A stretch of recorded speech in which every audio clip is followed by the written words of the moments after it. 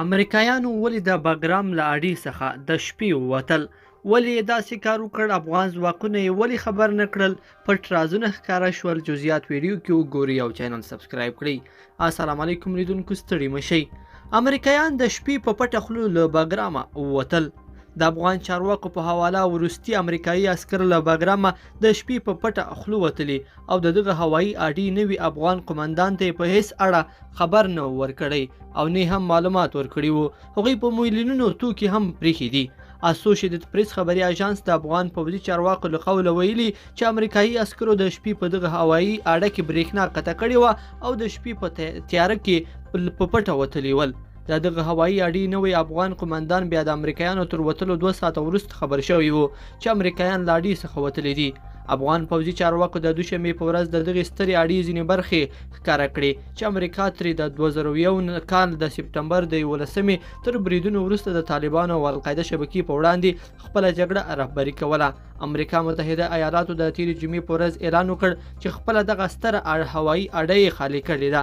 پینټاګون لا دمخه ویلي ول چې له افغانستان څخه به ټول ځواکونه د اګست میاشتې تر پایه پورې ووځي. د باګرام پوځي اډې نوي قومندان جنرال میر اسدالله کوهستاني وویل، موږ داسې ګنګوسې واورېدلې چې امریکایان له باګرامه وتلي دي او بیا سهار 7 بجې بالاخره موږ پوه شو او دا تایید شوه چې هغوی له باګرام څخه په رښتیا هم وتلي دي. امریکایي ځواکونو ویان جنرال سوني لیجټ د افغانانو د دې شکایت یادونه ونه کړه، بلکې د دې پر ځای د تېرې اونۍ یوې اعلامیې ته اشاره وکړه.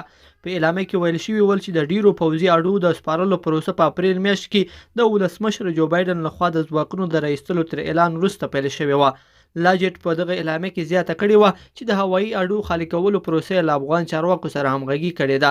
د افغان چارواکو په حواله مخکې تر هغه چې افغان ځواکونه دغه پوځي اډې ته ورسیږي چې د کابل ښار څخه شمال لوري ته د موټر د کابو 1 ساعت په مزل کې پرته ده، عادي خلک او چورکونکي هلته رسیدلي ول او دغه پوځي اډه یې تر هغه مخکې ده چې د افغان ځواکونو لخوا وپلټل شي کونج په کونج لټولې وه او هلته یې ګډوډي کړې وه. د عبدالرؤف په نامه یو سرتیري په دې اړه وویل، لومړی موږ فکر وکړ چې ښایي دا طالبان وي. نوموړي زیاته کړه، امریکایانو د کابل له هوایي ډګره تلیفون وکړ او ویل موږ د کابل په هوایي ډګر کې یو. د باګرام هوایي اډې نوي قومندان کوهستاني ټینګار وکړ چې د افغانستان ملي امنیت اداره او دفاعي ځواکونه د دې هیواد اډې ساتنه کولی شي، سربیره پر دې چې طالبان په دې وروستیو کې د سیمو د نیولو په حال کې هم دي. په باګرام پوځي هوایي اډه کې کابو 15,000 زندانیان هم شته چې زیاتره احتمالاً طالبان دي. وسلوالو طالبانو په دې وروستیو کې تر هغه وروسته چې ناټو او امریکایي ځواکونه له افغانستان څخه د وتلو بهیر پیل کړ خپل تهاجمي بریدونو ته زور ورکړی او په داسې حال کې ده چې تېره اونۍ د ناټو زیاتره عسکر له افغانستان څخه ووتل. لیدونکو په دې هیله چې دا مطلب به مو تر پایه لیدلی وي. که مو دغه ویډیو خوښه شوې ویډیو لایک کړئ او چینل سبسکرایب کړئ. تر بیا ښه وخت.